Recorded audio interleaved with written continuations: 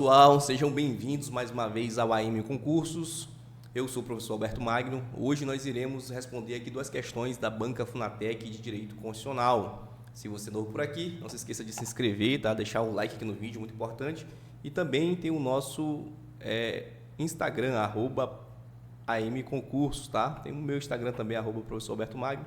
Segue aí, @AMConcursos e @professor Alberto Magno. Então, se você fazer algum concurso, né, que porventura seja a Banca Funatec para os cargos de guarda municipal ou cargos aí que cobram a Constituição Federal, né, então você está no lugar certo. Então, deixa eu ficar pequeno aqui para a gente responder aqui as questões. Pessoal, tranquilo demais. Quando se trata de Funatec, você precisa ter em mente em saber a literalidade da Constituição Federal. Então, você precisa ler e reler aí o artigo 5º, né? E os dispositivos aí legais, né? Os artigos da Constituição Federal. Porque a Banca Funatec, o que ela vai fazer? Cobrar a lei seca, tá? Cobrar a literalidade da legislação, que no caso aqui é a Constituição Federal. Que diz essa questão, né? Caiu no concurso de Santo Amaro para a Guarda Municipal. Diz o seguinte, ó: com base na Constituição Federal do Brasil, todos são iguais perante a lei. Artigo 5º, né? Sem distinção de qualquer natureza, garantindo-se aos brasileiros e aos estrangeiros residentes no país a inviolabilidade do direito à vida, à liberdade, à igualdade, à segurança e à propriedade. Nesse contexto, assinale a única assertiva que se encontra em desacordo com a Carta Magna. Então, se ele quer a única assertiva que não se encontra, né, que se encontra em desacordo, ele quer a alternativa que está errada, pessoal. Então, você tem que analisar direitinho, né? Sempre marca aquela que não, né, exceto. Aí você grifa, que o nosso cérebro, a tendência dele é ler a correta e tentar marcar a correta. Nesse caso aqui, ele quer a errada e você tem que tomar muito cuidado. Olha o que diz a letra A. É assegurado o direito de resposta proporcional ao agravo, além da indenização por dano material, moral ou à imagem. Perfeito, pessoal. O direito de resposta é um direito constitucional, né, que está aí no artigo 5º. Inclusive, a resposta ela deve ser proporcional ao agravo, então eu não posso responder, essa minha resposta não pode ser ir além, né, da ofensa que foi feita, beleza?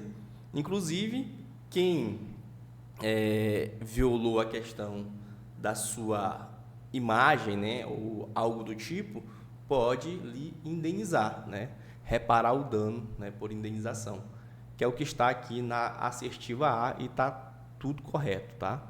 Tudo correto. A B. É violável a liberdade de consciência e de crença, sendo assegurado o livre exercício dos cultos religiosos e garantida na forma da lei a proteção aos locais de culto e suas liturgias. Fazendo uma leitura rápida, você pode até achar que está correto, tá certo? Mas tem uma palavrinha aqui que já errou a letra B, porque não é violável, e sim inviolável a liberdade de crença, tá? Sendo assegurado o livre exercício dos cultos religiosos e a garantia na forma da lei a proteção aos locais de culto e suas liturgias, tá? Então, no Brasil, por ser um estado laico, nós temos essa liberdade de crença, inclusive de descrença. Então, você pode crer na sua religião como não crer em nada, tá? A pessoa pode ser ateu, né? Enfim, nós temos a liberdade de crença e de descrença, né? Existe essa liberdade aí de consciência e de crença. Então, não é violável e sim inviolável. Então, a letra B já é o gabarito, que aqui teria apenas um prefixo in, né? Beleza, letra B já é o gabarito, vamos ver a letra C agora. Ninguém será privado de direito por motivo de crença religiosa ou de convicção filosófica ou política, salvo se invocar para eximir-se de obrigação legal a todos imposta e recusar-se a cumprir prestação alternativa fixada em lei. Um exemplo clássico aí é serviço militar obrigatório. Eu posso, por exemplo, invocar a minha religião para eu não prestar o serviço militar obrigatório? Não. Por quê? É uma obrigação legal a todos imposta. Eu não posso alegar que a minha religião não permite, ou então votar, né? O voto ele é obrigatório. Beleza? Então, neste caso aqui, eu não posso dizer que eu não vou votar e tal, porque a minha religião não permite, porque é uma obrigação a todos os impostos. Claro, professor, eu deixo de votar, eu pago uma multa. Beleza, você vai pagar uma multa, isso aí já é uma outra história, né? Ou então recusar-se a cumprir uma prestação alternativa. Por exemplo, o cara foi condenado a pagar uma cesta básica ou, sei lá, a comparecer no fórum e tal, em decorrência de alguma infração que ele cometeu, algum crime, aí ele vai alegar que ele não pode cumprir essa prestação alternativa por conta da religião dele. E aí está equivocado. Beleza? Então a letra C está tudo certinho, tudo redondinho, tá? São invioláveis a intimidade, a vida privada, a honra e a imagem das pessoas, assegurado o direito à indenização pelo dano material ou moral decorrente de sua violação. Em relação ao servidor público que esteja em serviço, pode ser filmado, pode tirar uma foto? Sim, nesse caso sim, porque ele é um servidor público, né? Se ele estiver, obviamente, ali no exercício da função dele, pode ser, né, filmado, pode ser tirado uma foto de algum problema que está acontecendo, não tem problema algum. Agora, a intimidade, né, a vida privada, aí não. Beleza? Tranquilidex? Por isso que tem aquela questão de divulgar o salário dos servidores públicos, né? Até pelo princípio da transparência e publicidade. Agora, por exemplo, o endereço do servidor, né? O CPF ali, CPF você pode facilmente encontrar na internet, mas você vê que tem uns asteriscozinhos, né? Então não tem o endereço, não tem os filhos, porque já fere a questão da vida privada ali.